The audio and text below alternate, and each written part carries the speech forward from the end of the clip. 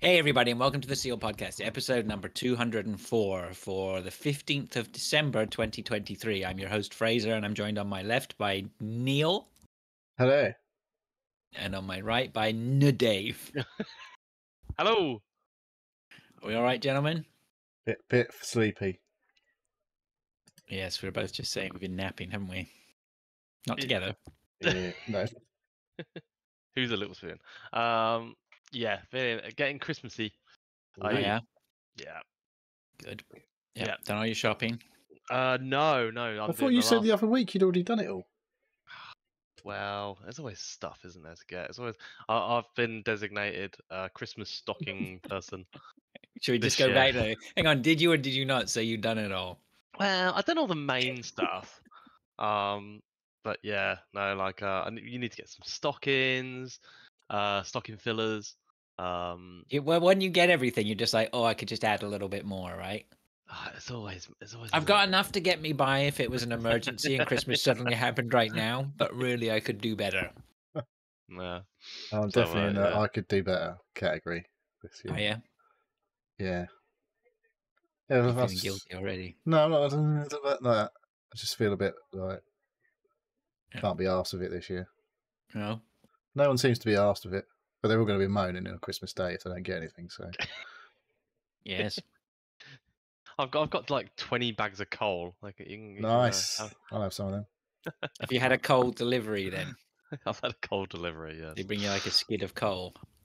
They had a flatbed of bags of coal and it was literally just chucking them off. And I was like, bloody hell! Is this like 20 bags of coal? Is a lot of coal. You don't realise, like quite how much space that takes up. What, they're like 10 kilos a bag or something stupid? 25 kilos a bag. It's like fucking massive. It's a heavy bag of food, right? Yeah. Yeah. So that was me the other day with a wheelbarrow. Telling your wife, so just knackering yourself out, telling your wife and daughter where to carry those and put them. Yeah. No chance, eh? No. So yeah, that was. Did you carry them all, or did you have a? I had a wheelbarrow. Oh yeah, wheelbarrow. Popping a couple of bags in a wheelbarrow and then moving around. But even still, it's a lot of coal to be shifting about. I definitely felt it after that. Any wheelbarrow trips of anything's going to catch up with you. Definitely. So all right. Yes, yeah. No, I'm gonna do a trip to town tomorrow, Saturday. I was gonna do one last Saturday, but the missus and the little one had a massive Barney in the car on the way there. We literally parked up, walked into one shop. They had a shout at each other and then wandered off in different directions. I was like, wow, that's my Christmas shopping fuck then. And we went in the car and went back home. Oh yeah. Yeah. Oh dear.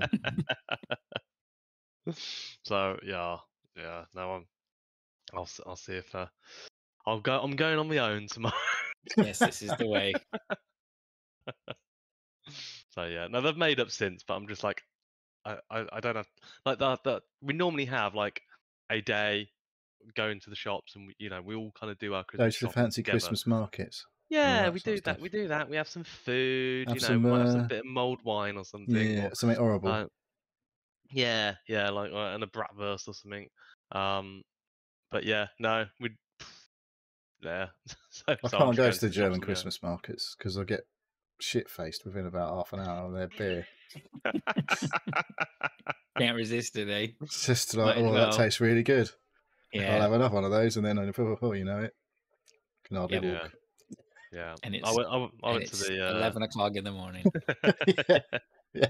Went to the Birmingham Christmas market last year with some friends, with the idea that we were going to do a bit of Christmas shopping and have a wander around, and we literally just went to the pub there and just sat in the freezing cold, and we drank and had a great time, right? I had a great time. Yeah. And did no shopping. Yeah. Yeah. I had my first Christmas dinner of the year yesterday. Okay. Huh? We went to the pub for Christmas dinner yesterday. Okay. What, as a Did family? you just go to the pub for dinner, or it just happened? No, it was your pub's Christmas dinner. Well, they're doing it over. I don't know when they started it and stopping it, but yeah, it was planned. We booked it a while back. But yeah, so I had gammon for my Christmas dinner. Oh yeah, Yes. I think Couple we're of doing beef sprouts. Wellington for Oh yeah. Christmas dinner. Nice. Is that tradition? No, we just we're not getting on with turkey. We eat enough chickens, so we don't need to be eating it for Christmas Day. Hmm. So we just wanted something different. It is definitely a fancy thing, isn't it? Yeah, well, I mean, the amount we probably would spend on turkey, on a large turkey, and then I'll be fed up of it, right? You know, we might as well just get something Yeah. we'll all eat. And Have you done a tester? no, What? Uh-oh. should I? What, are you making it Beef yourself? Wellington? Yeah. How It- hard it's, can it be? it is quite complicated. You've got to do that mushroom thing. You got to How'd do you do that? mushroom, maybe a bit of pate, some Yeah, we're mustard. gonna figure it out. My wife and I will tackle it and figure it out and You report got back. Christmas morning. that's Yeah, fine. got your Yorkshire Sure. puddings sorted out now. Yorkshire finally. puddings are done. I've got those done. I'm ready for that. So we're good. So Then I'll you're do an- like, well, I see that thing you posted a video in the Discord somewhere with a recipe, and they had put water in there. So I was like, oh. And then I watched a few, and they all had water in. I was like, I never put water in mine. No. Hmm. I'll need your recipe again. I can't remember whether you gave it to me or not. It's not that hard. Yeah. Just need some clear Right. But glasses. to be honest, his recipe is working for me. So Yeah, well, they look Anyway. different to what I have. They're like do that thing where they sort of go up through the middle and puff up all in the middle as well. yeah. Whereas No, mine are like- they still had cavities, but they almost come in and up and over themselves. Mm, Yorkshire Pudding Podcast. yes. The Pudding Podcast. This one of those things that people spend a lot of time trying to get right. Well, there'll be probably quite a few people who'll be interested in it. Who knows? Maybe not. Put in the show comments. Tell us about your favorite podcast pudding. Don't forget to Podcast like and pudding. subscribe. Yeah. All right. Footy? Yeah, footy. I forgot to take a little snapshot of the scores for the last Uh-oh. week, and the game's kicked off early, so I can't see last week's scores, which is a bit annoying. You did all right, I seem to recall, but you weren't top, is what I remember. I think Luch might have come top, if I remember Was correctly. it Luch? He definitely had a good week. Someone's definitely missed their moment of glory, for sure, because I can't remember who it was. But yeah, I think have a you were feeling it's- second Oh, yeah? on the week score. Was I? Yeah. I don't remember doing that well. You got 60 something, didn't you? 61? Yeah, 61. Yeah, but I don't think Yeah. that was a killer score. It was a No, good it score. wasn't. But... It was decent in our league. I'm sure someone got 67 from memory, but I can't remember who it I was think now. Luch did. He's on a good run, if it was. Yeah. So yeah, we are in the game week 17 has kicked off. Yeah, if we failed to give you your nod, just let us know.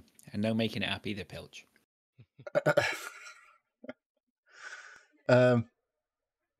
So yeah, Forest v Spurs is currently happening. Oh, it's 1-1. There we go. Brilliant. Oh, Fucking so when Spurs weren't conceded gonna a goal. concede. Yeah. So that'll cheer up the trees. Ilanga, of course, it was Ilanga has just scored for Forest. But yeah, last week we had wins for Liverpool, Bournemouth, Sheffield United, Aston Villa, Everton, Fulham got their second 5-0 win in a row. Man City did manage to beat Luton 2-1, and Spurs beat Newcastle 4-1. And Brighton drew with Burnley 1-1, and Wolves drew with Forest 1-1. So yeah, Fulham been amongst the goals lately for sure. Spreading them around a bit. Not one person scoring loads of points, but what's his name? Raul Jimenez has hit a few goals in the last 2 games. The top scorer in player was last week was Son Heung-min of Spurs. Got a 17-pointer. He did. The main man in the game, Erling Haaland, didn't play against Luton, and obviously most people had him set as captain. So your vice captain became important for once, and some people, Pilch, had Son as their vice captain. So that was a bit of a result.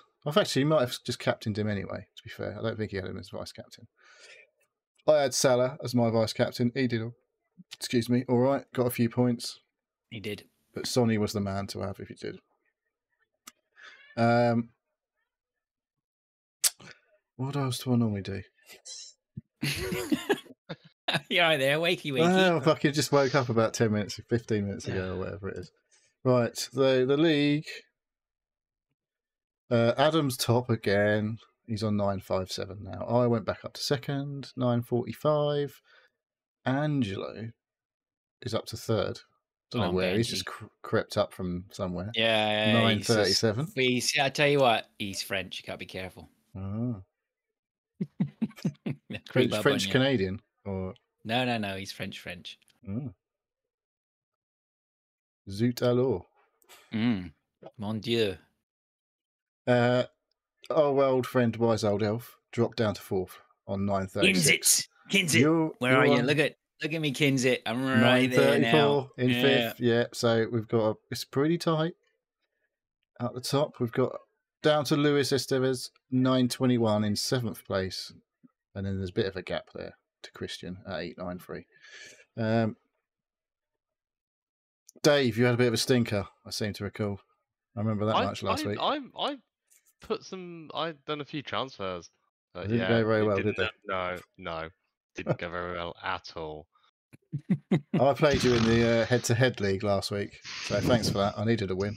I hadn't had a win for ages. I think you just needed to turn up. Yeah. Yeah, that was not a good week for you. Oh, you didn't... 23 points or something. Was this you played your triple captain last week, was it? Yeah. And it was on Erling Haaland, and then you didn't play... And you kept quiet during the vice captain's chat that we just had, and you had your vice captain on Anderson of Palace, who scored a big fat 0. So 000, still 0. Yeah. Yikes. Yeah, it was not a good one. Didn't go to plan for sure. Nope. Did you have a feeling on that triple captain? Was there? Did you read the tea leaves on that one? I saw it was against Luton. I thought if anyone wants a hat trick, it'd be Haaland on that day. No, nope. I didn't plan. I don't know. Luton haven't been pushovers when. No, people keep going on about. I keep hearing on all the fantasy football podcasts. Everyone's like, "Oh yeah, the next few fixtures are good for this team, Luton," and I'm like, "Yeah, well they haven't been that great, have they?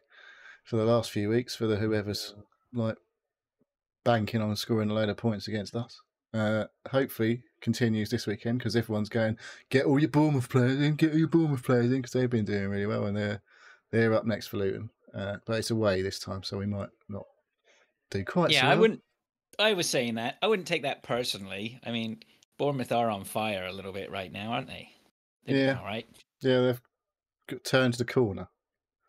Everyone Unfortunately, you rate as an easy fixture coming up. Yes. There's quite a few easy fixtures, to be fair, that I don't think are easy anymore. Like Everton keep coming up as an easy fixture, and I'm like, I wouldn't put them as an easy category now. No. So, yeah, that fixture difficulty rating chart is a little bit misleading, I would say, sometimes. Because Chelsea apparently have got a run of like 6 or 7 greens. I'm like, that don't fucking look like that's happening lately. No, I don't think that's going to mean nothing. So, yeah, we'll see. The head-to-head league, there's been a bit of a movement. What have we got? So, top is Adam, still, 34 points. He's opened a bit of a gap there. 6-point gap to second. Elusive Man's on 28. Then we've got 3 teams on 27 with you, Fraze, Lewis, and my wife. A couple of teams 25. A couple more teams on 24. Then a load of teams on 21, so, it's a bit of 13 gap points off top, obviously, but then Andy Cox, 15 points, bottom of the league. But, yeah, it's still interesting in the old head-to-head league, a bit closer. Lots of... If you win a game, you could go up a good few places now, but unless you're near the top, because someone's got to get Adam. Who's he playing this week? Someone's got to reel him in. You need to hack his account. Yeah, he's at home to Chipper Spice this week. I can actually get the scores up for that week because that's for some reason you can do that in the head-to-head league, but you can't do that on the main game. So Adam beat Gary 58-55. Fraser, quick of a squeak through there, 61 points to 59 over Christian. Elusive Man, 44. Michael Redmond, 39. My wife, 32. Lewis, 57. I beat Dave, 54 points to 23. Luch, oh yeah, it was 67. Look, yeah, so it was Luch that got all the points. He beat the average by the look of it, 40 points. Chris Jackson lost to Andy Cox, 62 to 22. I scored higher than Chris. 1 point more. You did. Yeah. I And should have been playing him. Chipper Spice beat Phil Taylor, 45 to 40. Phil the Power Taylor. Yes. So yeah, that's fancy football. I think that's everything I normally waffle about. Didn't write anything down, as you may have noticed this week. It's all right. Okay, let's move on then to some listener stuff, which we don't really have anything except for Lord's Just Quiz. the quiz. That's fine. That's fine. We can rocket through this. We'll ace the quiz as we normally see try to about do. that. Right. Are you ready? What the then? fuck? Now it's saying. Sorry, hang on. It's now saying that Forest didn't score. Oh yeah. Yes. Oh sweet. And Oh, that's why Poro's still it was showing us the offside. clean sheet. Offside, apparently, on the VAR. Kulusevski has scored for Spurs. It's 2-0 Yeah, Spurs. he's fracked up. He's got a goal and assist. Yeah, he'll be on the bonuses. Yeah, nice one. Okay, let's move on to Lord's Quiz. Question: What was the cost? What was the original cost of the Atari 2600 in dollars? I guess this is US, American dollars. Well, the old days, things were a lot of dollar. Yeah, but I can actually remember going to somebody's house, playing the 2600, coming back to my parents, and I'd already got an argument together on how we could afford to get one, or how I could afford to get one. I'd found out the price. I was probably way off and nowhere feet touching the ground on my plans or my payment plans or whatever. But if I have all of my pocket money for the next 3 years, all in one sum, and I do all my jobs. Yeah, I mean, but I seem to remember that it was somewhere around about $180. Really? Was it Canadian? Yeah. I was thinking it was going to be more like 400 or something stupid. I was thinking 399. That was my. Maybe I'm way off. Maybe I just don't remember it. Which is Braxel was in the chat saying 199.99. Okay. So I don't know if he's onto. He knows that, but I feel like my Commodore 64 back in the day was a lot of money. Yeah, it could be. Because the Spectrum was the entry point for a lot of people because it was quite cheap versus the Commodore 64. Compared to the other one, yeah. I'm gonna go 399. That's my that's my guesstimate. Oh, I'm gonna go 199. Okay. I'm gonna go with Quaxel. I'm going with the 399 as well. Okay. I could split the difference and go 299. Let's do that. Yeah, there you go. And you get nothing if you're over, right? Well, I was going to go nothing initially for like 500. Oh no, that's a lot of money back then. Yeah, I feel like it was dollars though, and back in the day, like the pound used to be good against the dollar, and I feel like the Commodore 64 was about 250 or 300 quid or something stupid. I don't know if the pound's ever been that good against the American dollar. Oh, it used to be.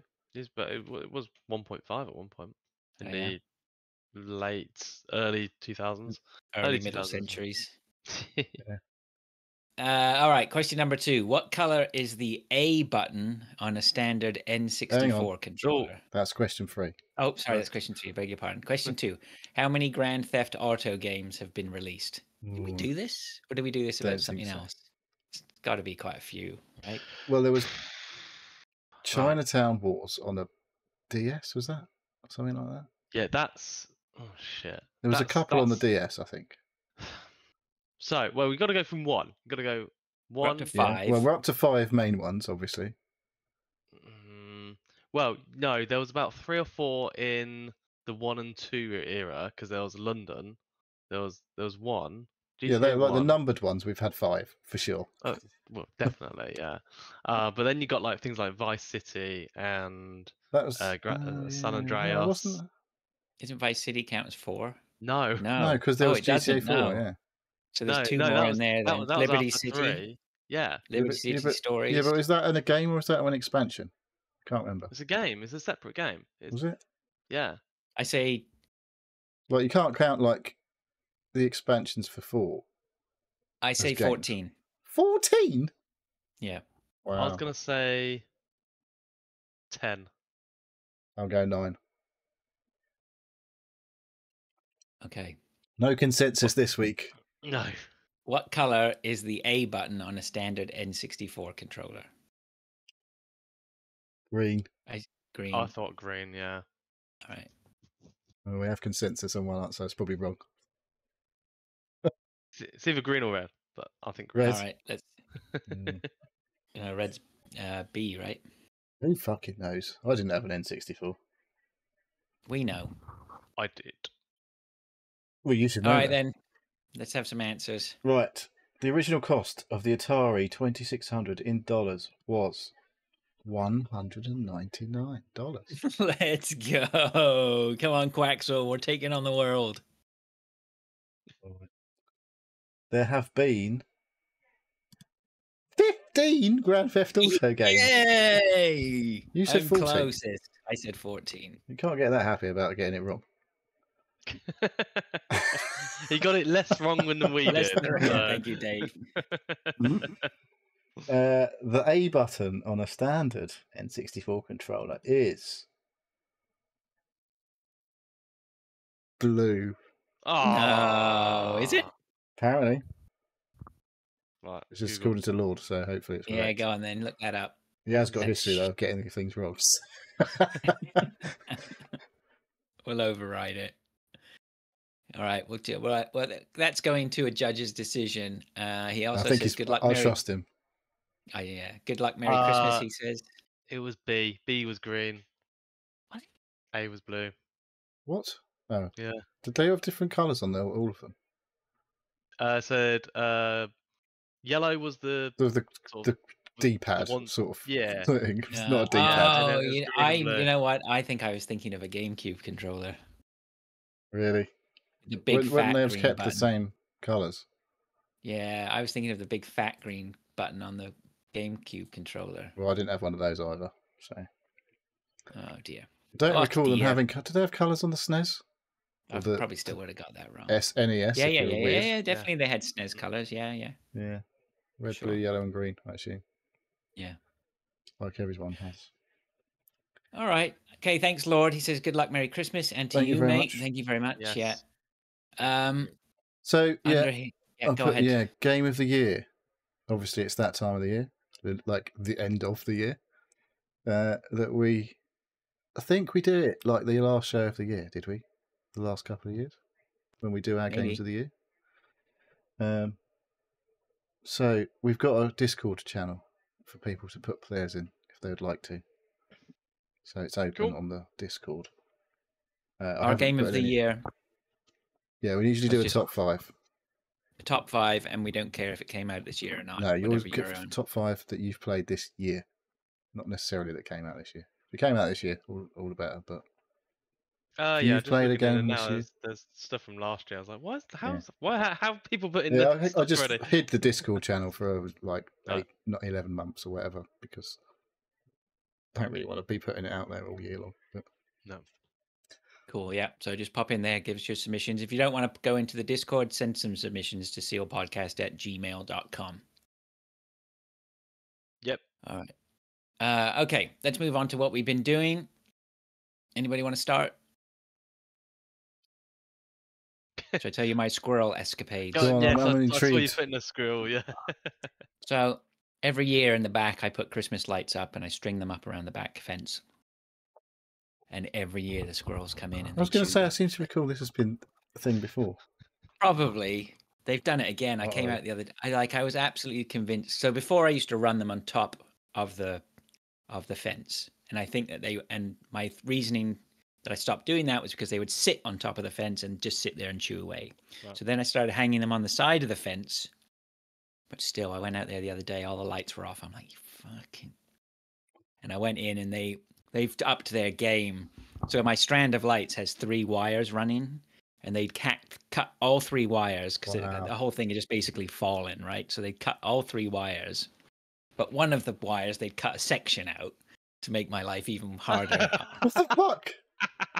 And then they cut another wire further up, right? So what is wrong with these squirrels? They are just trying to really test me. So luckily, this feels like this could be the plot of a movie. Oh yeah, a totally. Christmas comedy movie. Fraser versus the squirrels. Fraser's mate, I going honestly, nuts or something. Oh yeah, going nuts is right. I went out the other day to go look at it and it was just, I started seeing the extra breaks and I was just starting to lose it. I was like so mad. Next thing you know, he's got a fucking shotgun. He's shooting at squirrels. But luckily, I am quite adept now at repairing these. So I have wire cutters. I have an outdoor torch, solder, and heat shrink tubing. So and I know exactly what I'm doing and have done it enough times. Literally done it 30 times. It's got to be now that I'm adept at just field repairs on these lights. It does piss me off, and I really was not happy about it. But once I get at it, I've got it done in 15 minutes or whatever like that. And then I felt elated that I had got them, turned them on and they're working. And I felt elation, and it's like sticking my 2 fingers up to the squirrels. Fuck you, squirrels! They're up and running again. But yeah, so I'm guessing they're Why are they eating the wires at a time, so they're not electrocuting themselves.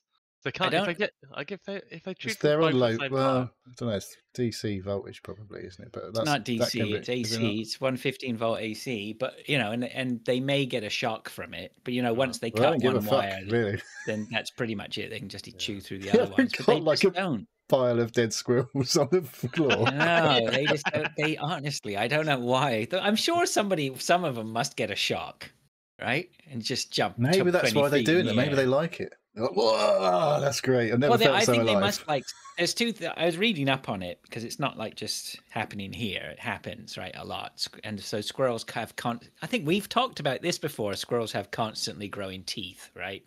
Yeah. Or did we talk about beavers having constantly growing teeth? I can't remember. Or rats or something. We did this before. I think we went into the taxonomy of them or something like that. I can't even remember. But anyway, so yeah, they just need to chew stuff all the time. So, but I bought some chestnuts, right? So I also went to the store and I saw some chestnuts, and on a whim, I thought I'll roast some chestnuts. I bought these on chestnuts. an open fire. No, just in the oven, and they were shockingly awful, just terrible. Very nice. Yeah, they didn't come out good at all. I mean, I've had nice roast chestnuts before, but these were not nice. And so I went out and I hammered them, put a nail and hammered the chestnuts to my fence. My neighbours must think I'm absolutely the fucking shittest off my conkers nut. ever. Just put them out there, just to see Those Christmas decorations are rubbish. So, yeah. So I put them out there to see if the squirrels would get at them, and they didn't to start with. But then after that, once they discovered that chestnuts were on the menu, they've been out there eating the chestnuts. So they haven't touched the nice heartwarming end to the Christmas movie where Fraser gets on with the squirrels and starts feeding. I've given them an offering, so let's hopefully we can find some peace. Problem is you now got to carry that on for the rest of the year, otherwise they're just gonna eat something else. I have quite a few chestnuts left. I didn't roast them all, so I did a test batch. And so, do you give them the raw ones, or do you give them the roasted ones? Raw ones. The roasted ones we just threw out. Yeah. Oh no, I didn't throw them out. I think I threw them in the back garden. Anyway, so they attract skunks, do they, or something? I threw them away from the house. I know we've got I think we have mice or bears the house. or something. Bears come and just rips down all your fucking lights. Find a bear tangled up in a load of fucking string lights in your back garden. What the fuck's going on? Fraser comes out with his solder and thinks, oh, for fuck's sake. Throwing conkers at its head. So the squirrels have been testing me, but apart from that, it's all good. So I'm sure there's lots of other stuff going on, but that obsession. That's the obsession, right? Yeah. Everything else is immaterial, Did you land that big Fraser sitting there rocking back and forth in the corner? Why aren't you celebrating the big contract you landed? Oh, squirrels, squirrels, squirrels, squirrels. Classic. Come on, Classic. Bryce, it's Christmas. Ugh, the squirrels have eaten the fire again. At least you'd be if you could set something up, you could have a nice little line of squirrels to roast on your barbecue later on in the year. I was going to say, Wow. you just want to like get a car battery and just run a sacrificial line around by your Christmas tree. Yeah. Give them something. Are they by, they're not protected species, are they? No, I don't think so. Nah, they'll be great unless they're red ones. Red squirrels, yeah, you'll be. Yeah, you don't get red ones anywhere. They got No, we fucked don't over have- by the grey ones over here. Yeah, we have grey and black here. black ones. Yeah, we have black squirrels. Yeah. Oh. Are they? Which one's That's the dominant Defo. Defo species? saw the black squirrels in Niagara Falls when I met up with him there, and all the guys from New York were fascinated to see the black I'm squirrels. fascinated. I didn't know there was such a thing. Yeah, they're sort of just from around here, really. There's not. Anyway. Yeah. We go learn something new every day. Squirrel podcast. Yeah. Anyway, is that the so new what else? name? That'll keep us away from the Navy SEALs. The squirrel. Yeah, podcast. we could change.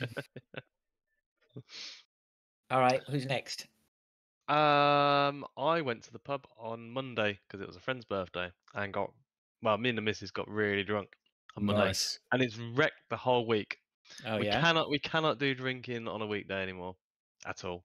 You like- never got back into the swing of things. It just knocks everything out. No, we went to the pub went about 6, and we're there. It's not like you we're went there on a proper full day. Well, we ended up wandering home at about 10. So it's 4 hours. I had about 6 or 7 pints. And Neil's just downing 3 or his 4. lager. Just It's like, like, who are these amateurs? Yeah. You don't do hangovers very well, though, do you, Dave? No. As we found out. I wasn't bad. I just was not motivated for the rest of the week. And yeah, like I've had like napping in the day. I've had my naps in the day. Sounds like a fucking good week so far. But yeah, that's been my highlight. Yeah, it was a highlight. It was nice. It was nice to go to the pub. There was a couple of us there. It's the season anyway. Bit of a catch up, yeah. But yeah, it was just like I almost took the car, and I'm just like, nah, we'll just walk to it. It's only down. That the would have been road. a bad idea. Taking the car.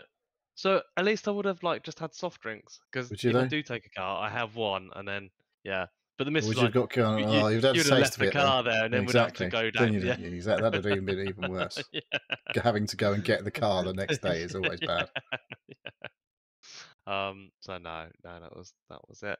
Apart from that, not a lot really. Just sort of, yeah, just chilling. Thinking about Christmas dinner. Because we're going. Not only am I going Christmas shopping tomorrow, I am going for my Christmas Tesco. Well, not Tesco. Maybe Tesco. My Tesco shop. You're going to do your shop. It's a bit early, isn't it? Well, I'm going to do all the crisps and Okay. the non-perishables. Yes. So, yeah. Get your moth-based stuffing while you can. I did see that. Yeah, we've had to have there's been a big recall of stuffing in the phrase around the UK because one specific type of stuffing had Tesco finest something or other. Yeah, a high moth content. Yeah. No, it was. I'm sure they're pretty largely. There's a zero moth content in stuffing. Yeah. What kind of moth content is normal? Yes, that was the thing. It was because it was worded in such a way that it was not. It was like the wording was. There was an unacceptable amount of moth for once. Yeah. There was too much moth in this specific. I was like, well, how much is is acceptable? How much What's is the okay? tolerance? Yeah. It was such a weird word. Doesn't normally say this product may contain moths for the people who may be allergic. So. How do you know you're allergic to moth? No, well, but what it is there's you know you know. Right, yeah.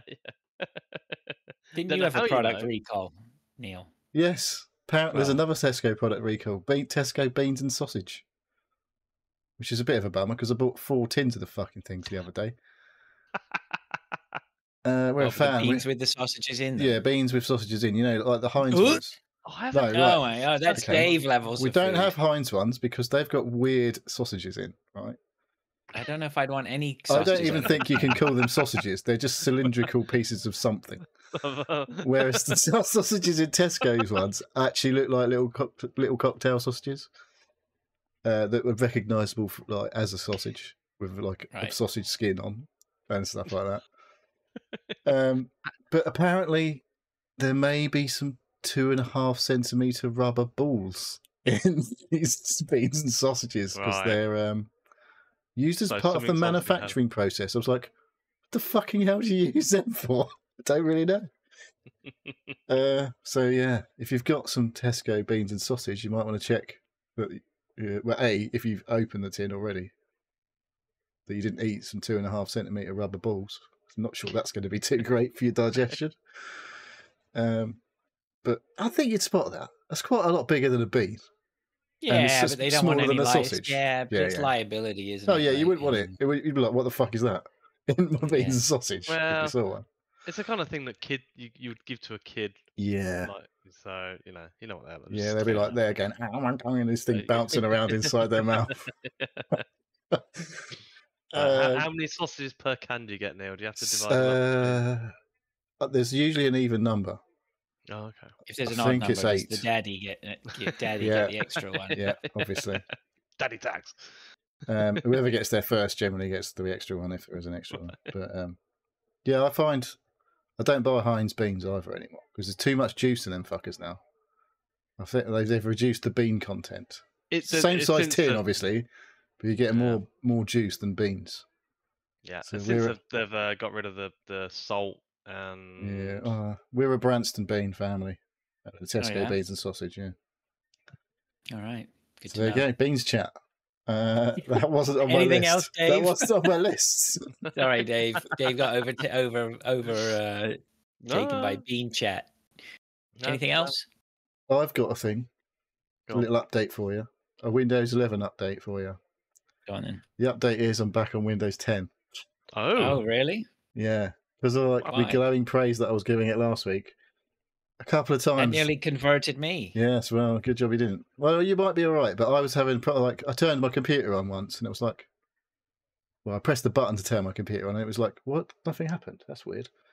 But the light had come on inside and I was like, but the fans aren't spinning or anything like that. I was like, for fuck's sake, don't tell me my computer's fucked. So I pressed the button again, or the little soft button that you have, like the little power button, not the main switch. And I was like, nothing's happening. Hold it down to try and reset, nothing's happening. I was like, for fuck's sake. So I had to flick the switch on the back of the computer, turned it back on, pressed the power on, and it came on. It was like that. But then it did it like 3 times. And I was like, right. So I'm looking online, and it's like, oh, it could be your motherboard fucking up, could be your power supply fucking up. I was like, for fuck's sake. I was like, this was completely fine until I did that Windows 11 update. So I'm just going to roll back to Windows 10 and see what happens. And it hasn't happened again since I went back to Windows 10. I'm like, but it's only like 3 or 4 times I've turned it on since it's gone back to Windows 10. So, yeah. Hopefully it's not a completely fucked up power supply or motherboard. And because it did a weird thing the other day. I was just literally sitting on my computer not doing anything and it just fucking rebooted itself as well. I was like, what the fuck are you doing?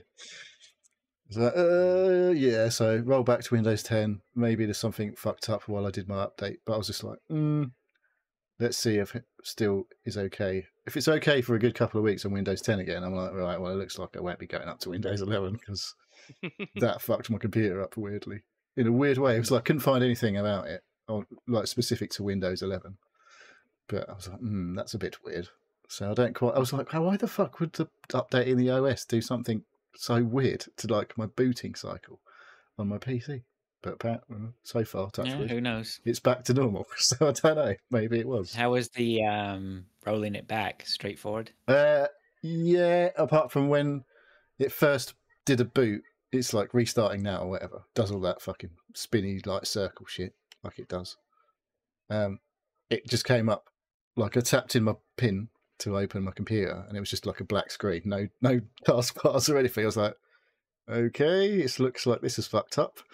But I could still Control Alt Delete, and that came up with a menu, and I was like, okay, so that works. It's not completely fucked. So I rebooted, and then it came back with like the desktop and everything. I was like, that's a bit weird, but it looks like it's working. So yeah, hopefully things are back working, and we'll see. We'll see. But yeah, slightly suspicious of the Windows 11 update that I did at the moment. Yeah, fair enough. But yeah, I think if like you get a brand, I've not seen anything about it like being a thing like Windows 11 generally. Like if you look online for this problem, all you see is like people going on Reddit. It's like, yeah, motherboard, power supply. Try swapping your motherboard out. I'm like, oh yeah, that's like a nice small fucking job, isn't it? Yeah. And everyone's got a spare motherboard lying around that's compatible with all this other stuff that's in their computer. Yeah. Oh yeah. Try swapping out for another power supply. I'm like, it's fucking £100 for a power supply. I'm not buying a new power supply just to fucking check if it's working. And I haven't got another one that's probably powerful enough to power everything that's in the computer. And I'm like, oh, what size is your power supply? 750. I mean, it would probably work for 650 if I wasn't gaming. But as soon as I did it, if it like, I wondered whether, I don't know. Like I say, I was going, oh, for fuck's sake, I don't want to be spending fucking £3,000 on a new computer. Not that I'd have to spend £3,000 on a new computer, but I would end up wanting to do that because that's where I'd got to. So looking at new computers, went, oh, this one's £3,000. £3,000. Oof. Yeah. The 470 and 4080. I have to have a 4080 if I was getting a new one. You have to. Well, I'd have to because I've got an 80 now, so I'm not going back down. All right. Yeah, that's where we are. Well, fingers crossed it stays working okay. Yes. All right. Well, that's relatively quiet. We're moving swiftly along to what we've been playing then. Bloody hell, it's a bit early for that, isn't it? I know. It's okay. It's all right. Well. Do you want to start? Me? Yep.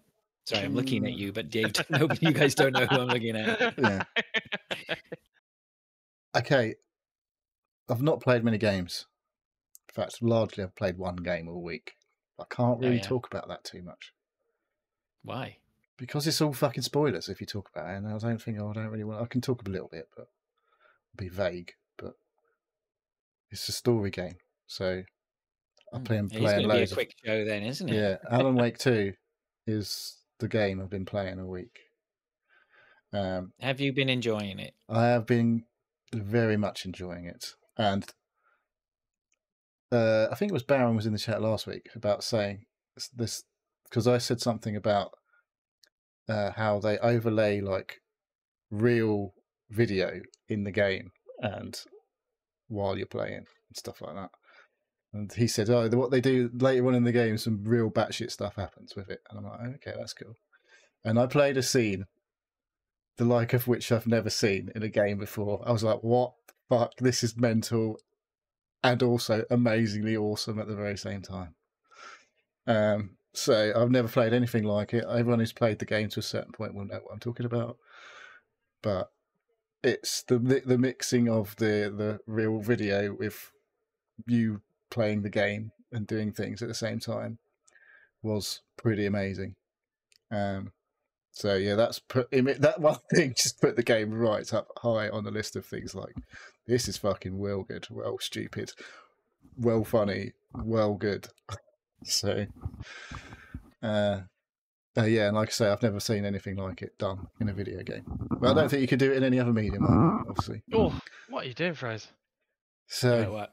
You got your squeaky microphone. Oh, beg your pardon. Was it Fraser? It's Fraser. It wasn't me. So yeah, Alan Wake 2.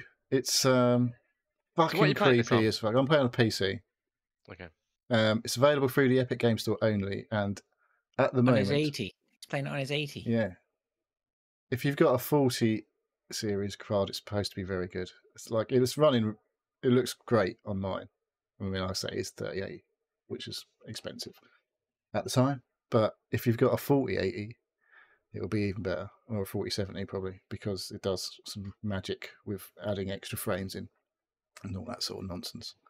And the ray tracing's even better. It looks fucking amazing. I've not I mean, most Remedy games look pretty good, at least when they come out. They're pretty high, like on the visual standard when they come out. Like Alan Wake at the time was a pretty good looking game. I played it, like I said before, multiple times. I played it in the dark with my headphones on, and it was creepy as fuck.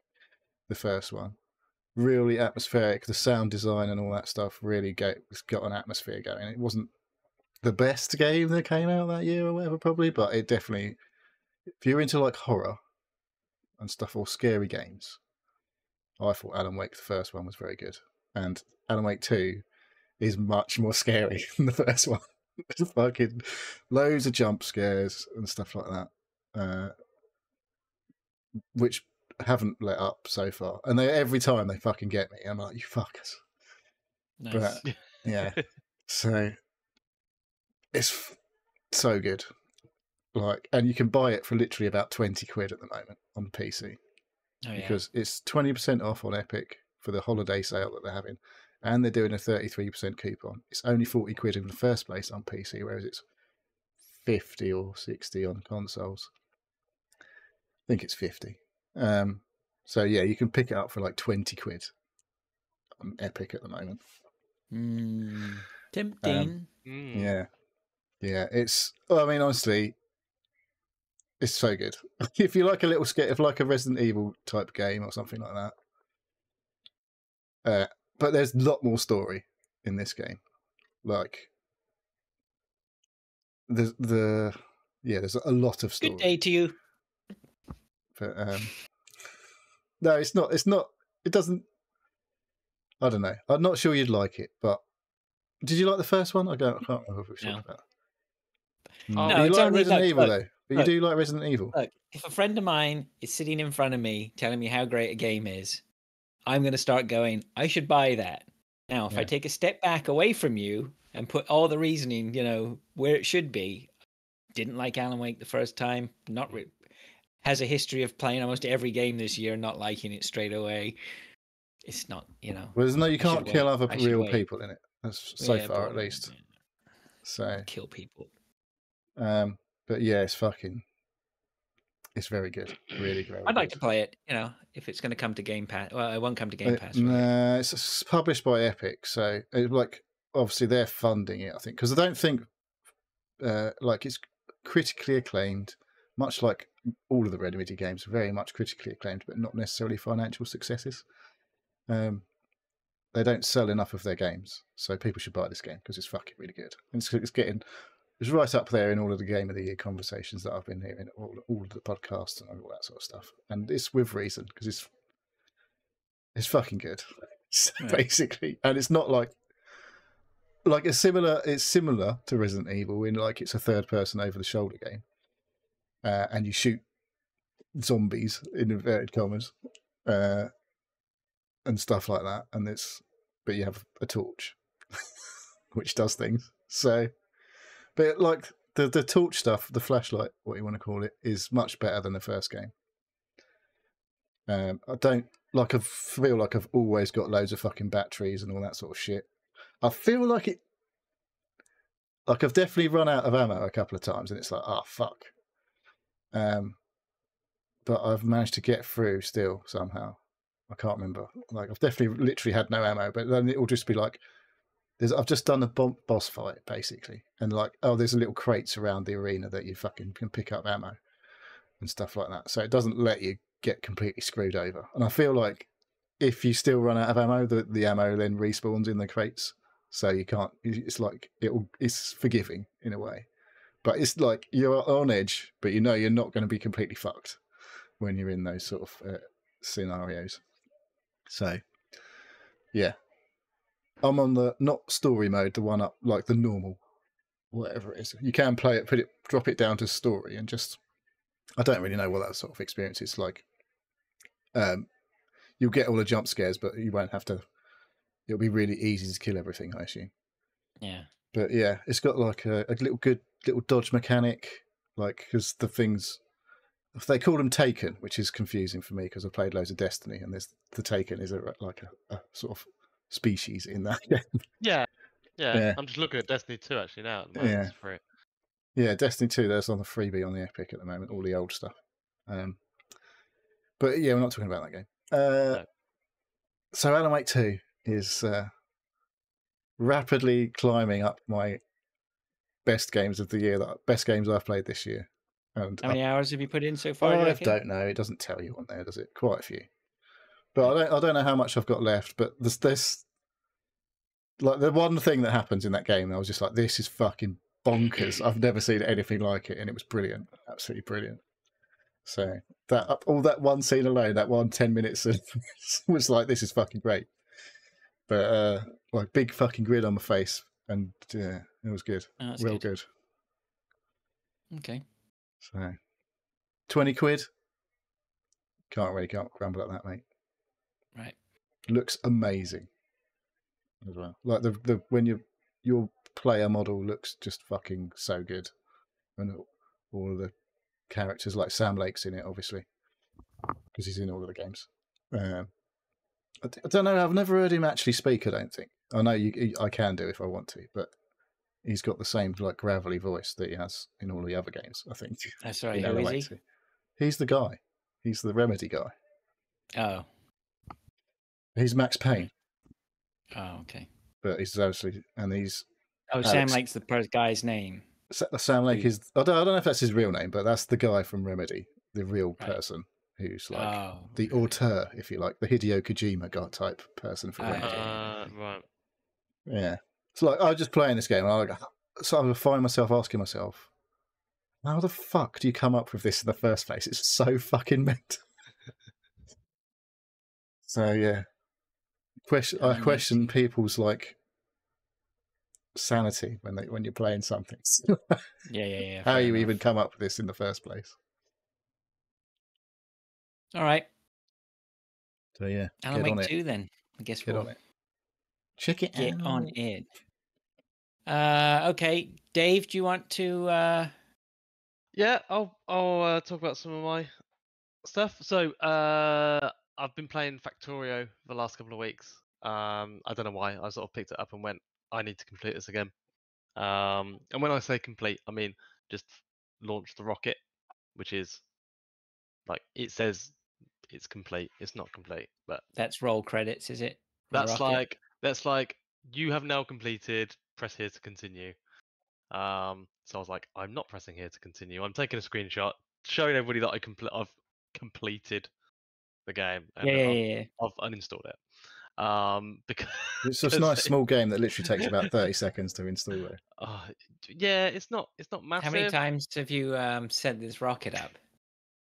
So to complete the map that you've generated, you just got to send it up once. But it's a massive resource. I suppose let me rephrase that. How many times have you rolled credits then playing the game? A couple of times now. 4 or 5. So it's 4 or 5. Yeah. It's quite a big undertaking. The first time took a long. The first time was in the hundreds of hours, I think.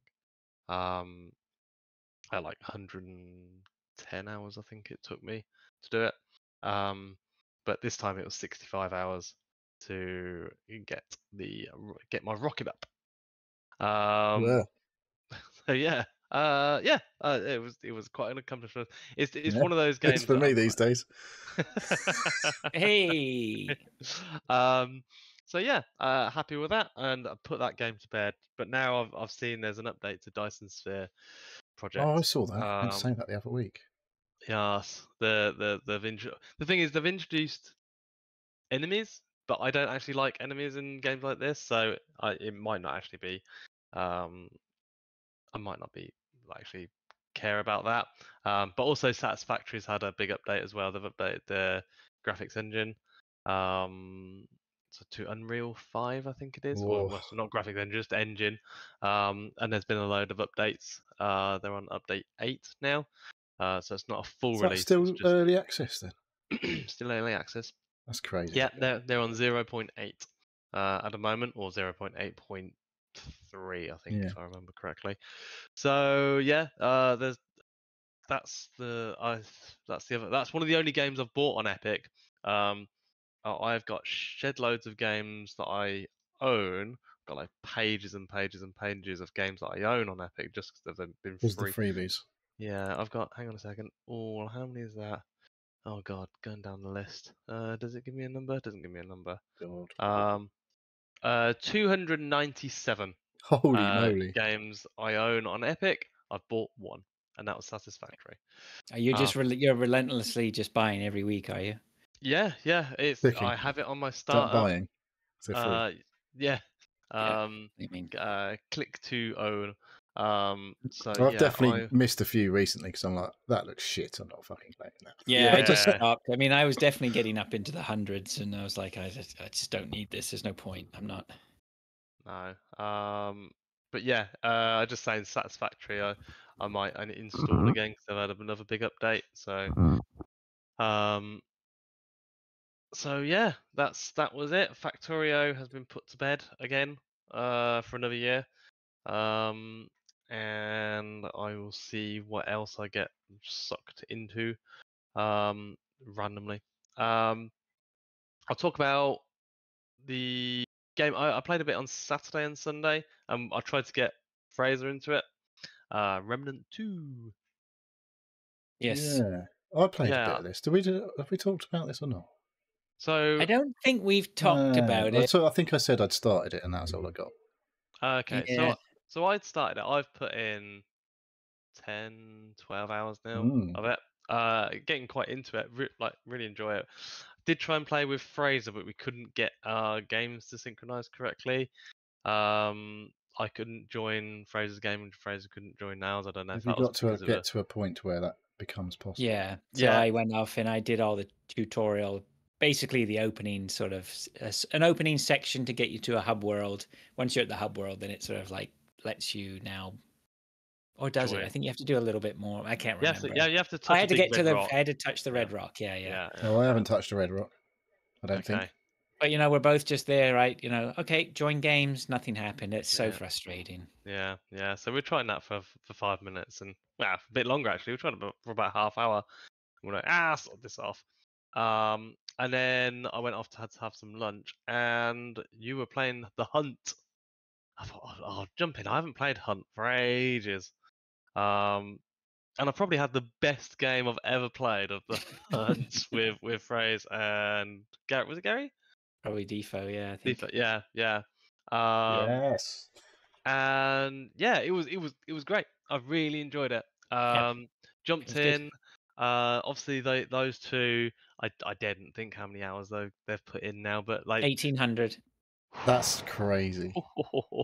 So, yeah. So I went in. I was following. I think it was Fraser or Defo. I was just sort of. They knew exactly what was going on throughout the whole map. They could literally just say, "Oh yeah, these people are over here," and they went straight in. And decided to get themselves between two other sets of 2 or 3 people fighting. That doesn't sound like a good place to be. No, you wouldn't think. But basically, we steamrolled both of those teams, got their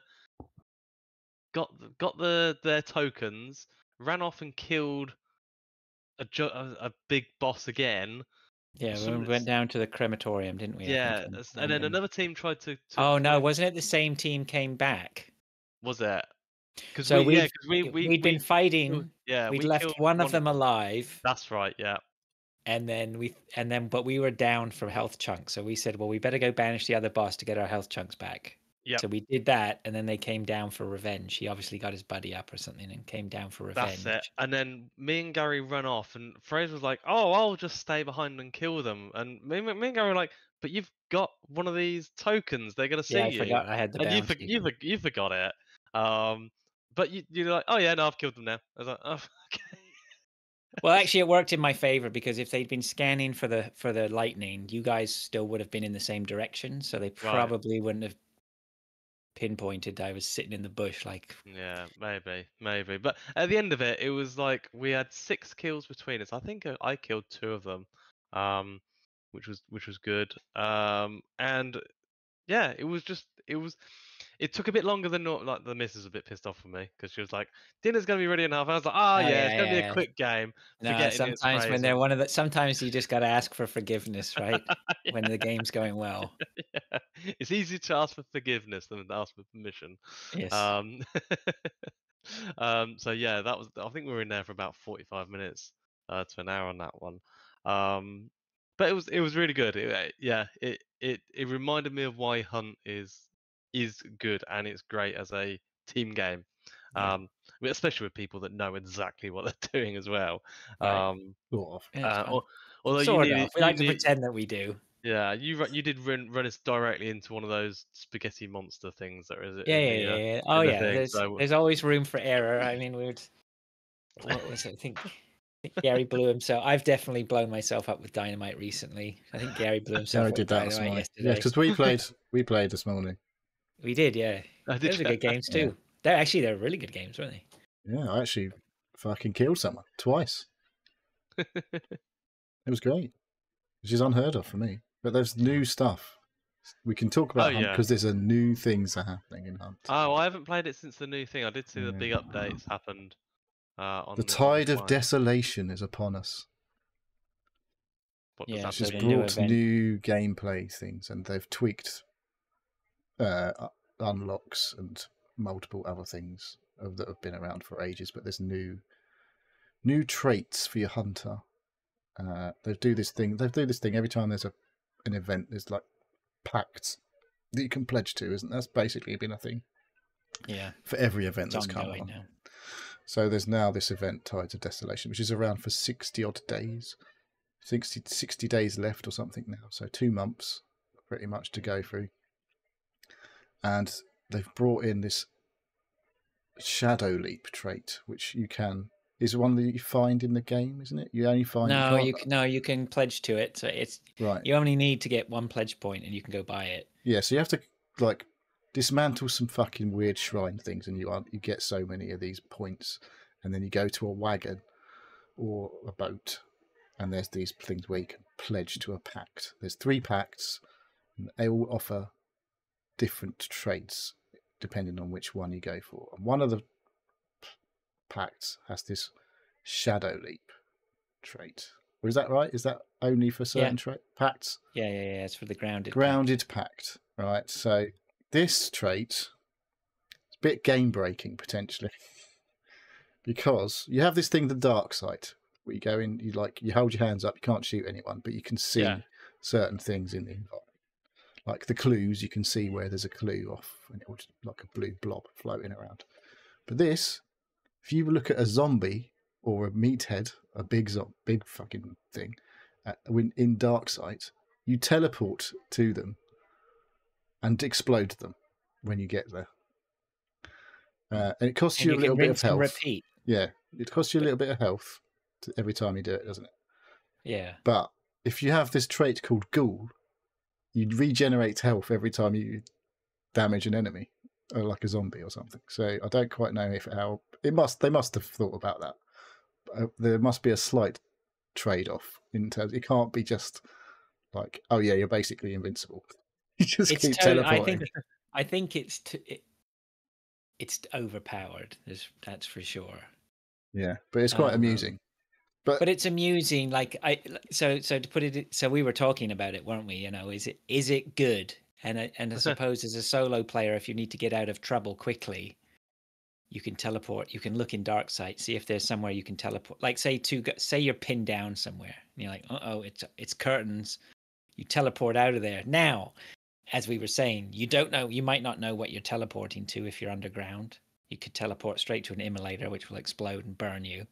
You could Gary teleported into a pack of dogs. Yeah. He sort of knew he was going to do it, so he was just testing. it. Yeah. So he knew what was coming. But that's unexpected, and you're on low can health sort as of well. see. I don't know if it's just if you've got a line of sight on, you can kind of see what you're teleporting into. Still in Darksight, but yeah. If you've got line of sight, but you don't have to have. But if you're underground, I don't. Yeah, you can literally teleport through the ground into something else. It's fucking crazy. It's really, really, really interesting. And you've got a 50-meter range. It's a good way that you could sort of get to an enemy team if they're hiding underground or something. Or I think it's more of an escape tactic. You can't teleport to. It's only like all little zombies. Like it'd be fucked if you could teleport to a hunter. It would be completely fucked. There's no way that could do that. Yeah, no, not to a hunter, but to a enemy near a hunter Yeah. if you knew where they are. I don't know. I mean, there must be like a sound, like when a fucking zombie just explodes because you've teleported into it. There must be like a sound cue because it's all about sound. This game. Yeah. The thing is, hunters are going to most likely have cleared any AI that's around them. Yeah. Anyway. Well, one of the traits, all the zombies basically just to fucking ignore you because I was like running around right next to them. They were like just like looking around as if I wasn't there. I was like, what the fuck's going on here? Yeah, that shadow. Yeah. Yeah. So they usually use these events, test out traits, see if they work, see what's going to. Some stuff usually remains, some stuff you never see again, some stuff you might see come back again. Yeah, it's good, man. They keeps it fresh. I mean, it's absolutely bonkers in there now. And we played. This morning we did the contract. What do they call it? Wildcard contract. Wildcard contract. So we played in the ash. Yeah. So it's like torrential rain, but it's ash. It's foggy. It goes really foggy. It's like smoky. It goes foggy, but instead, like there's when no the rain. Flames. No, it's really much more peaceful. The flames were cool, but they were too noisy. Yeah. Yeah, it's neat. No, that was pretty cool. So first game back for a while. We were just messing with because when we play on the American servers and it's like 8 o'clock in the morning or whatever over there, isn't it? Yeah, Gary and I usually that's our exercise in the morning. Gary and I play Hunt before we start work. It's like pretty quiet in terms of population of the people playing at that time of day. Oh, so you were the hero this morning, weren't you? Yeah, it's like I've played with these guys at this time of day before, and there's usually like 1 or 2 other people on the map. So it's only 12 maximum, but like we've gone to the end of the game. It's like, there was literally 1 person in this game other than us. Oh, right. So you're running around fairly carefree, bit blasé about everything because you know there's probably not going to be many people about if there is anyone. And that's definitely come a cropper from that in the past. But today, oh yeah, for sure, there was like, I was just like something just whistled past my head. I don't know what the fuck it was. And I was running around, and I was like, "Where the fuck did that come from?" And like Gary's like, someone's probably just shot at you." I was like, "Well, I didn't suck it," because you'd already said about a minute before that you'd seen somebody, right. And you were thinking I was coming towards you, thinking I was going to save your neck potentially, or like pick you up because you got killed, which is what normally happens. That comes later and, in the story. And then so I was just like, whoa, I heard this little whoa, and it was like, what the fuck? Something just whizzed past my head, and I was like, where the fuck? I didn't see anybody. Because you were still a fair ways off from me. And Gary's like, yeah, someone's probably just shot at you. I was like, well, I didn't fucking hear any shots or anything. And then it happened again. It was like, phew, this thing just like whizzed past my head. I was like, where the fuck is that coming from? And I was like, oh, there he is. The guy was like popping up and down next to a wall. And I just turned around and fucking my scoped rifle just went, boom, shot him straight in the, I didn't get him in the head because he didn't go straight down because he tried to fucking get me. And I ran around the corner. And then you hear the because I had my dum-dum rounds in, which make people bleed. So I was like, he's dead. He bled out, obviously. So he didn't he was fucking running around like in a massive panic, probably trying to stop himself. Or like trying to kill me before he stopped the bleeding. And he fucked it up and died. Well, that's what you want. If you know they're bleeding, that's when you push them. That's when you push, yeah. Yeah. Yeah. So I did the right thing somehow. And he died. I was like, result. And then later, we got into a bit of a scrape. No, I was left to look after him because he was a solo, so we were already just going to self-revive. So I said, okay, I'll just watch the body. You guys go do whatever you're going to do. And we set him on fire, and the fucker got up, and I missed my shot. Oh, yeah. And he killed me. So the running joke now, because this has happened to me now, Gary was supposed to watch a... That was me the other week. No. Well, Gary... No, but it all started when Gary and I killed a guy. And I said to Gary, just watch him. And then I can't remember what Gary did, but he took his eyes off the ball for a second. The guy got up and killed us both. And it was like, you had one job to watch this body. And then, of course, I did it today. And you did it the other day. Last week, I was like, we was 3 of us. There's one guy burning. He was like, I don't know what you do. I thought you two had it covered. And I was just like, oh, fuck it. I'm playing a scratch card on my phone on my National Lottery scratch card. And he was like, Fraser's like, he's got up. He's gone. I was like, what? I didn't see him move. It was like, I was playing a scratch card. And then I was like, I can see his gun like switching around just around the corner from where I was stood. I was like, I know, I can see him. I've got my fucking big shotgun. I just crept up and went, shot him with my shotgun. I was like, he's down again. Yeah, I mean, it worked out okay in the end. Yeah. It's shocking. But I don't know how he didn't fucking get when he got up. I don't know how he didn't fucking blow me away because I totally wasn't even looking. This guy's just sitting there doing nothing. Yeah. Scratch card. Dreadful. On your phone of all places. Yeah, I know. Shocking. Oh, like Dave's shaking his head. He can't even believe it. Shocking, it was bad. It was bad. But today, then we got to a massive. It's scuffle. shocking that you're even doing it. It's even more shocking that you're doing it while you're playing Hunt. And it's even more shocking that you're doing it while you're playing Hunt when you specifically were instructed to watch your body. Well, you know, I'm not a regular player anymore, so you know, I get these things. But it is great. I mean, it is offering up the laughs, right? It offers up the excitement, the satisfaction. It offers up getting annoyed and pissed off and stuff like that too. But you know, we just bounce back. Well, you play like 1,800 hours in a year or whatever, it might. You got increasing the chances of getting fucked off of it, I guess. Well, the game has changed for us because, you know, I think certainly for the first 1,000 hours, you know, you're sort of just cutting just your learning, teeth, just learning the game, trying to figure it out, whatever. And plus, I played a lot with Matt, who plays a very, very conservative game. Yeah. Matt's mantra is always I like to win. He doesn't like to lose. Yeah. Right. So I don't mind losing, but I'm trying to win all the time and fight. Whereas Matt tries not to get killed all the time. He's much more of a survivalist, which is fine. I think his favorite phrase is "run away, run away." Yes, so, while all your team are dead. But at the same time, he's probably the most successful. You know, on paper, he's the most successful hunter of all of us. Highest. Yeah, he's definitely KD, achieved the highest rankings. Yeah, and he's gone up to 5-star and all this sort of stuff. But he's done it through ratfink tactics, right? Yeah. But like everybody else, the other two people are like, we're dead. You can come and save us. Yeah. No, there's people over in that direction. Why? Yeah, it's like, I'm not coming over there. You just got killed. Yeah.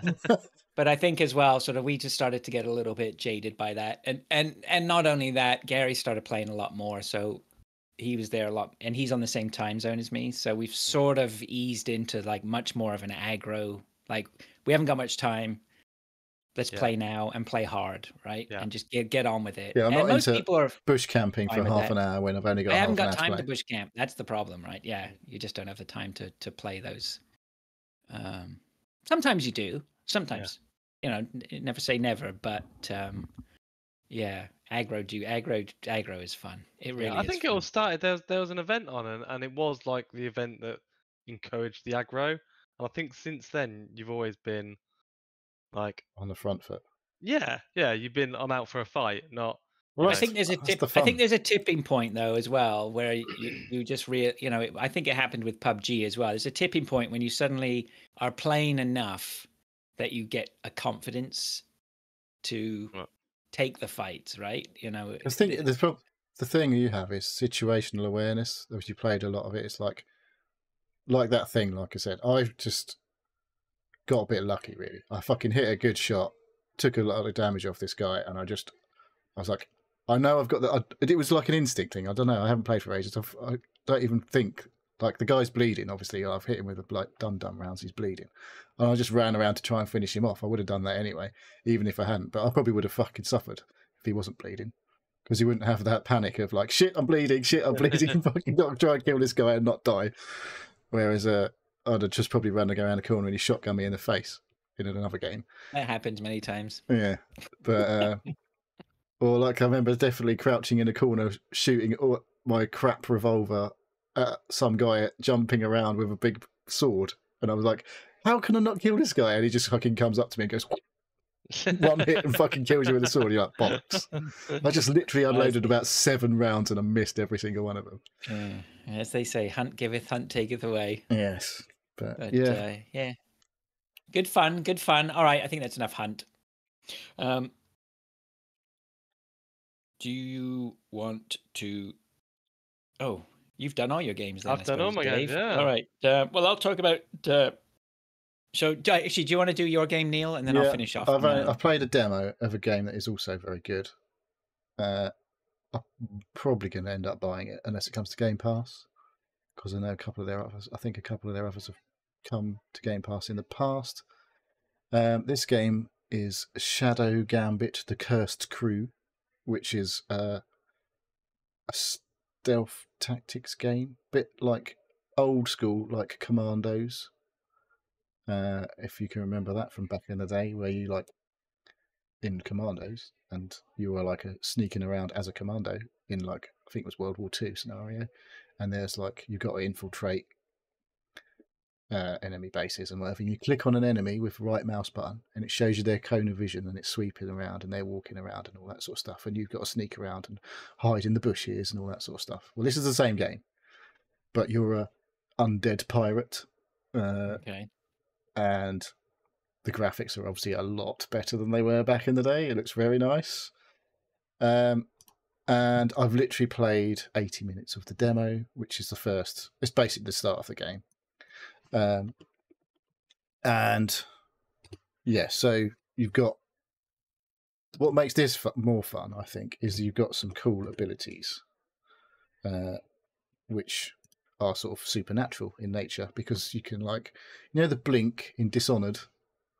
Yes. Where you literally like teleport to you can teleport to an enemy, basically, you can stab them up.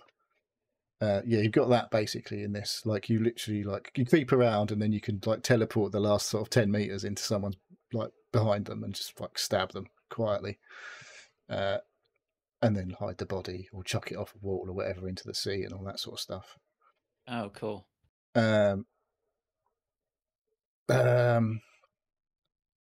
So you will unlock, I believe, other characters as you go through. They'll bring on their own abilities. They did Desperados. That was the cowboy version of the game.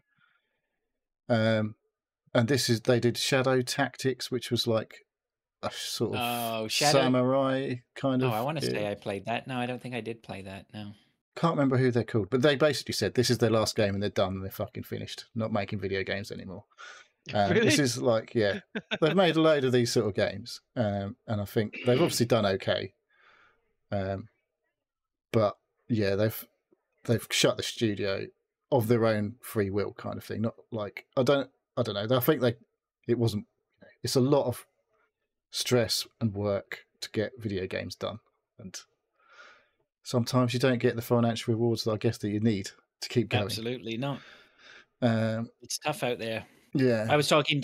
I'm on in a group with a bunch of guys, and a few of them are in the industry, and they were talking about, because Naughty Dog have canned their the live service, whatever, multiplayer. Last of Us multiplayer, right? And they're just basically, I think, from what I was saying, talking to these guys, they started off like, okay, yeah, this is what we want to do or whatever. Well, it's not that they can't do it; it's just the goalposts for online multiplayer or games as a service is so constantly dynamic and changing. How to generate revenue or how to make it profitable, that you can start a game in 4 years. If a game you started as a concept 3 or 4 years ago, the revenue generation could be completely different today than what you thought it might be 4 years ago. So it's tough. It is really tough for developers. Yeah, it takes a long time to make games. Yeah. Well, big like AAA games for sure.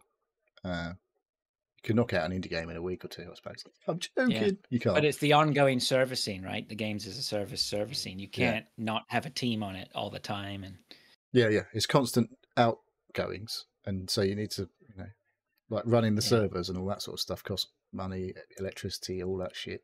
And electricity is obviously even more expensive than it's ever been. So, yeah, it's an expensive business. So you need to be making a lot of money to make it viable. At gameplay at the moment. That looks like games I haven't played, but I've seen them. Yeah. I need to go buy some Hunt DLC and throw some shekels to my favorite game. Make sure they don't shut the servers. But yeah, Shadow Gambit, The Cursed Crew is. I think they've refined the formula over the multiple games of this type that they've made, and this is very good. From what I've played, I've only played, like I say, 80 minutes of the demo. There's definitely more to the demo that I can play. I'll play a bit more probably. It's on sale at the minute. It's only 20% off. So Shadow Tactics is from 2016. That's just like that was sort of like this Samurai last major release one. Yeah, Samurai's overwhelmingly positive. Only $4.99 on Steam right now. Ooh, I've got one of the epic things that I've claimed is a Shadow Tactics standalone DLC. So you might have that in your library. If you've been claiming those. 90% off on Steam right now. Okay, that might be worth a purchase. Could be worth a look-see, eh? Yeah, if you fancy that kind of gameplay.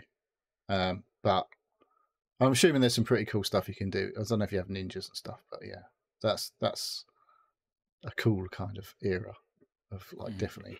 Like I played Desperados 3, but I didn't really get into that one. I was a bit like it gets to a point where I'm just a bit rubbish. I keep dying because you've got to work out the order that you've got to kill the guys and hide.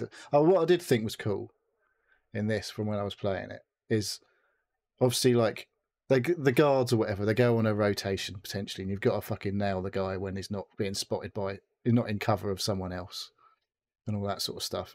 And there was one bit where there was one guy just stood still, and then another guy would walk up to him and have a little chat with them, and then they'd fuck off and do their same little walk, go up, and then they come back. And obviously, while they fucked off, you can get your opportunity to kill this guy from behind or whatever and put him in the bush. And then when the guy came back, he was like, when he normally talked to his mate, he was just like, what the fuck? Where's my mate? So he went into an alert status. And I was like, I've never seen that happen before, where they actually like think to themselves, well, I've been chatting to my mate for the last fucking 20 minutes and now he's just fucked off, disappeared. And they just normally go, huh? And carry on doing it. They walk back to where they were and then they come back again. They go, huh? Just fucking carry on. Whereas this guy was like, what the fuck? Where's my mate? Yeah, that's called quality. It does remind me of Metal Gear Solid when you knock them out and they're sleeping, and then the other guard comes along and finds them asleep and just like kicking them awake, right? Yeah. So yeah, it's like you're creeping around, hiding in bushes and all that sort of shit, and stabbing dudes in the back. And you have basically the demo. The first mission in the demo is you rescue a ghost ship kind of thing, like a sentient boat, which has, I don't know, it's possessed with a fucking something or other.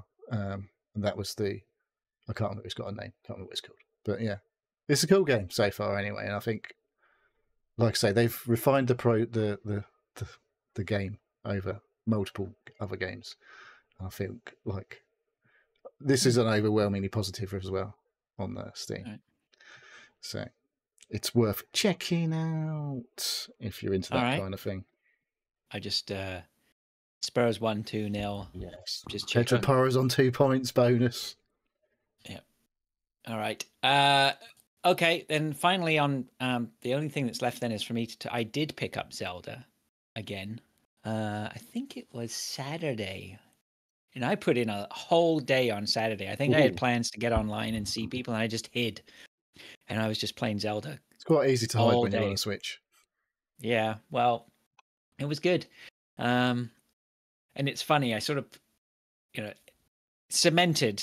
I stand by the fact, I think this, now that doesn't necessarily mean this is going to be the greatest game I've ever played, my favorite game or greatest game, but I still stand by that this could possibly be one of the greatest games ever made.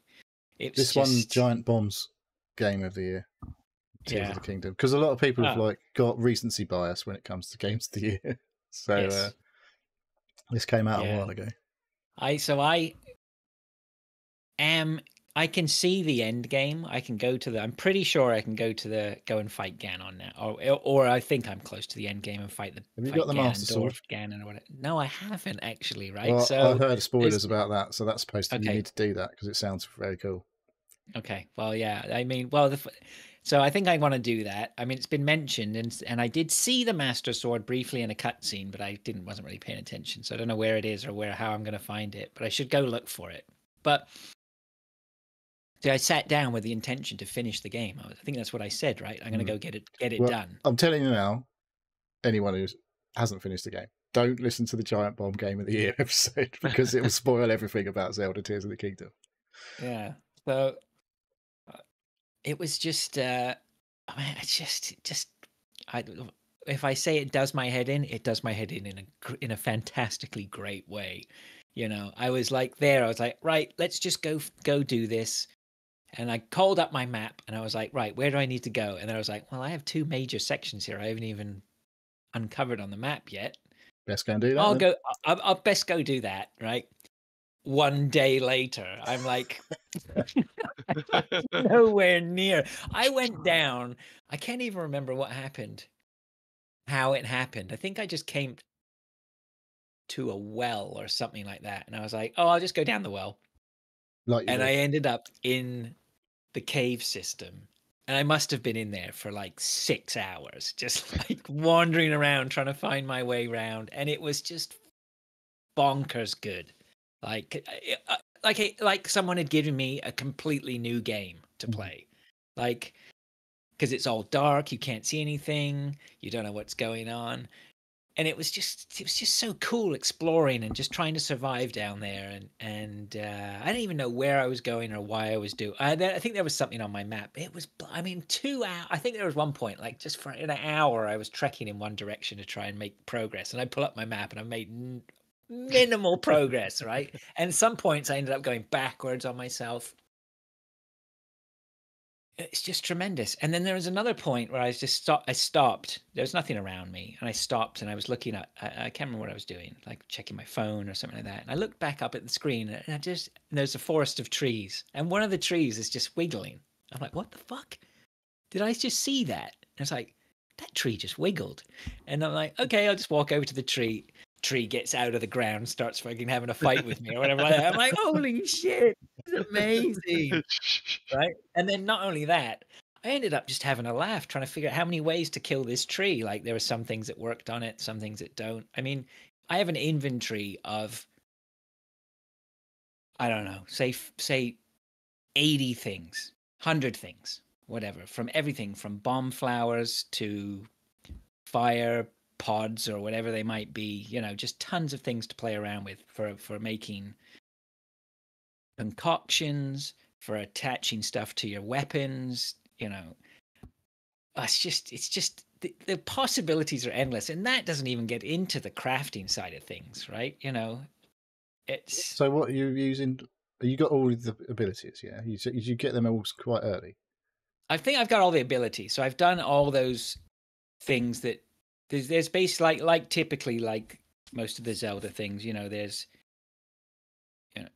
our goal is to get this item over here or do this, but in order to do that, you need to go through see the 3 sages of wisdom or get the 4 elements of power or the whatever it may be, right? And I have done that first, or what if that's the first stage, I've done all the 4 things and got all my abilities. So you can make Godzilla and all that sort of shit if you want.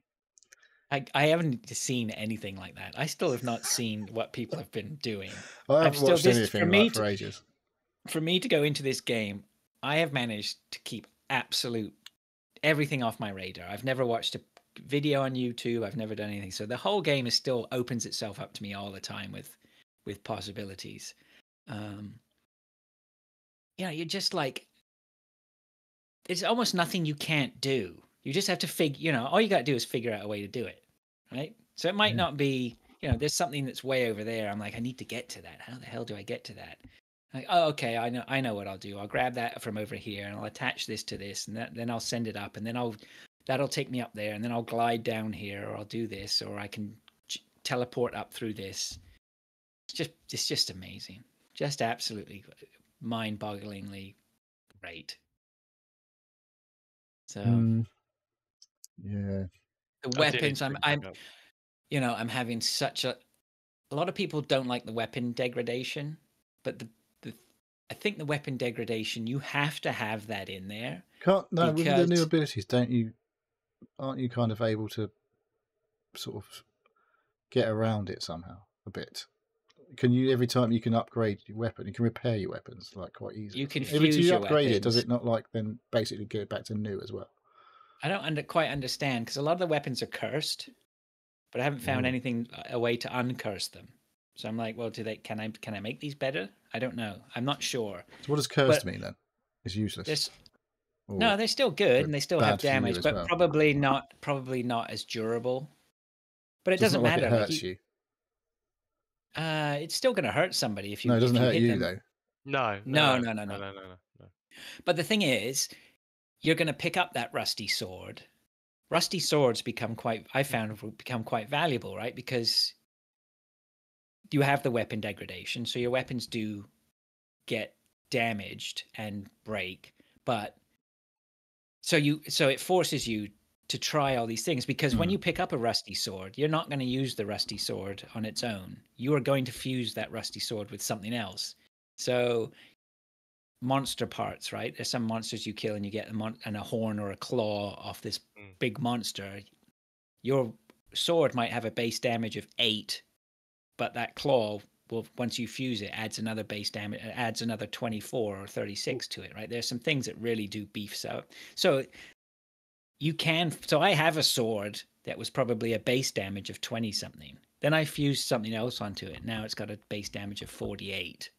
Right, it's a fucking beast of a sword, right? It just don't want that breaking. No, you don't want that breaking. So I keep that in my inventory, right? And just if something and I never use it, and I'll die, and I'll end the game and never have used it. No, but sometimes I'll pull out.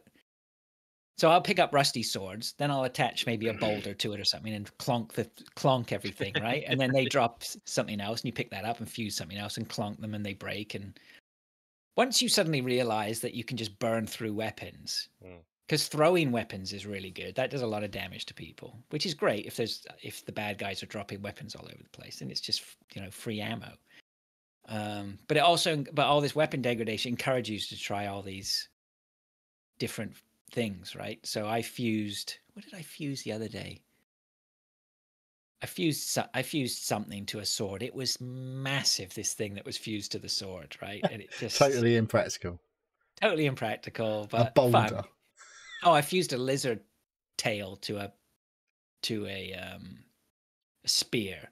So when you hit with the spear, because a spear is almost like a ranged attack in a way, right? It's got a lot of length. Ooh, I misses. But you have the lizard tail, which actually extends out beyond it too when you do it. So now you've got extra length. So you have this super long melee attack, and that's just, I don't even know why I attached a lizard tail to it. I don't even know what I was thinking. Because you could. Because I think I might have done it by accident. I can't even remember. Right. So don't you just find yourself just trying mad combinations of all sorts? But that's like, I'm just absolutely. Chuck this on. Yeah, for sure. And like can you make things worse? I don't think you can make anything worse, but the problem is, if you cannot maximize potentially by doing something. Yeah, not maximizing. And there's other things, right? Like when you come across, there's a lot of jewels and things, like big rocks that need smashing. And so what you want is you need a sword or something that you can fuse a boulder to. Once you've fused a boulder to something, you can smash rocks with it. Right? It's not a dedicated, like the Gorons, of course.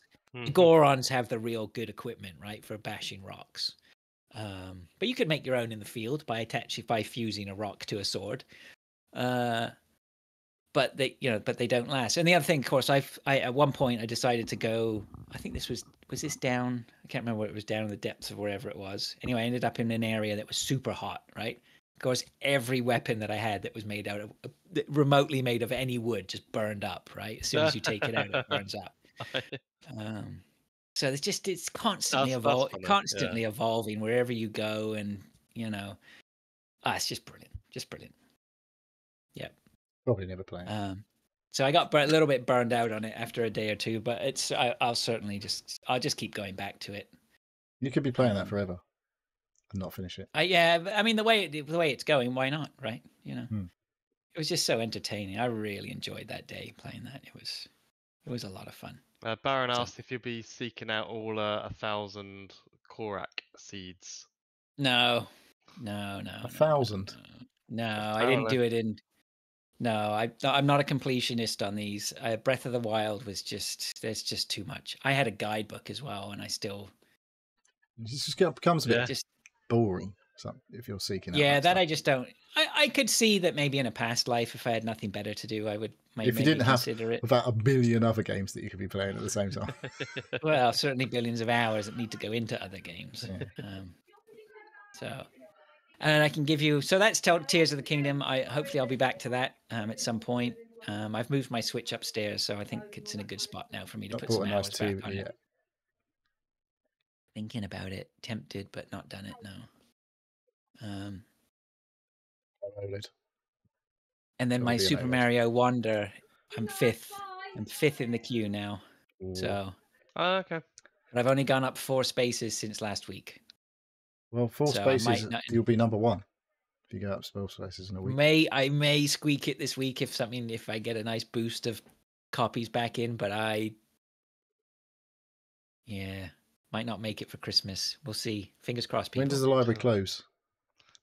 Probably Friday. This Friday? No, I mean next Friday. Next 'Cause Friday. it's Friday Next today. Friday. Yeah. I guess. Yeah, they probably won't be open on. Do they not open on Saturdays and Sundays? Normal Saturdays at Yeah, least. but isn't Saturday's Christmas, isn't it? No. Sunday's Monday Christmas is Eve. Christmas. Sunday's Christmas Eve. Oh, Monday's okay. Christmas So they Day. might be open. They might be. Who knows? Government Who hours. knows? So Yeah. yeah. So we'll see. All 7 right. days Okay. rain Well. with no renewals. Apparently, Baron says. Yeah. Oh, I've got a fine as well. I've got to pay off too. Naughty. That's where you'll be on the naughty list.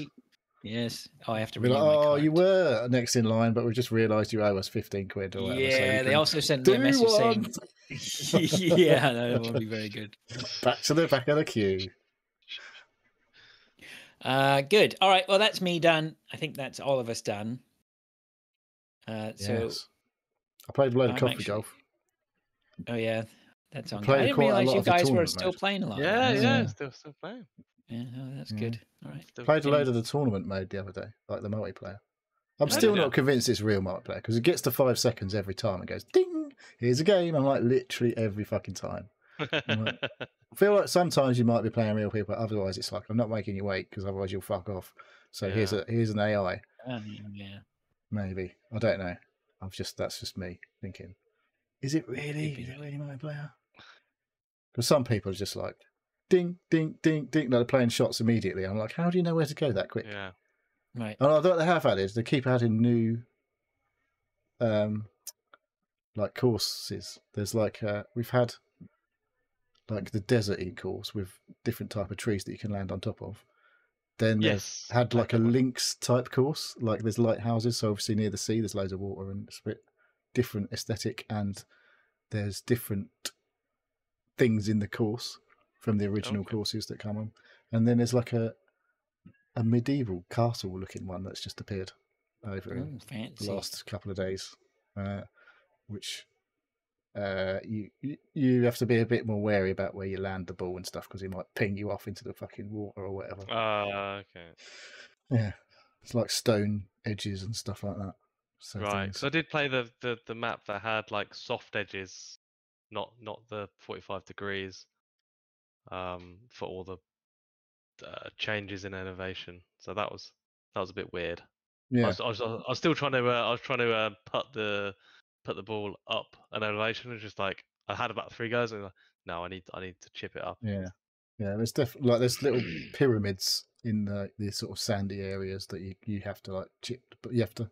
With like they've usually got like a 4-sided pyramid with like a dip in the top, so you have to Right. like bounce the ball. But you normally have to chip it because you can't drive it because it will like fucking. In the dip. If it lands in a dip, it just fucking fucks off somewhere random. But if you land it before, like this is like a little sort of flat area around the dip. So if you land it there and it drops the second bounce into the dip, it's like that will just like spiral around into the hole usually. Okay. But yeah, so they keep adding loads of new touches to that game. It's like I haven't paid a I penny was for that. surprised. I didn't realize the coffee golf section was so active. I'd muted it and then I looked in there and you guys were still active. Yes. There's a hardcore group of coffee golfers.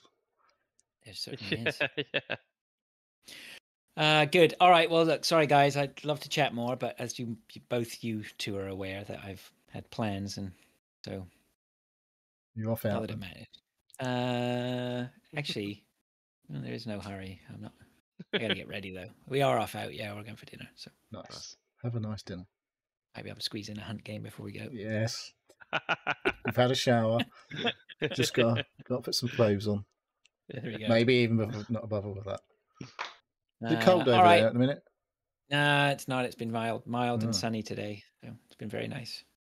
So it has been cold. Don't get me. It was cold this morning, but it soon We keep threatening we're going to get a load of snow.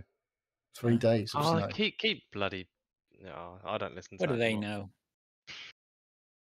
Buckle. Okay, Dave, do you want to, before we run away with something else, do you want to? Yeah. Do your bit? I will say, get a big breath. Thank you for listening to the Seal Podcast. If you'd like to ask us questions or get involved, please contact us either on email at sealpodcast@gmail.com or join us on our Discord server. A link is pinned on Podbeam. Our Discord server's on Podbeam. So if you look And for... YouTube and Twitch. And YouTube. And Twitch. But yeah, if you look for Seal Podcast on Google, it takes us to a Podbeam page, and you can get the link from there. Come in, say hello. Yes. Post his coffee golf scores in the Coffee Golf channel. Yeah. Mute the channels you don't want to listen to. Yep. And then and put your game of the year in. Yes. And Neil, do you want to do a shout out for chat? Quiet one tonight. Baron, Lord, and I can't scroll on the Twitch stream. I'm trying to scroll on the Twitch stream. For some reason, my chat windows. And it was Quaxel was in early on. So yeah. Hello, thank you very much for joining. And I resubbed my Prime. So. Nice work. Nice. Okay. All right. Thanks, gents. Thanks for everyone who's listening. Thanks to everyone who listens in the future. Until next week, then we shall catch you later. See you soon, guys. Bye.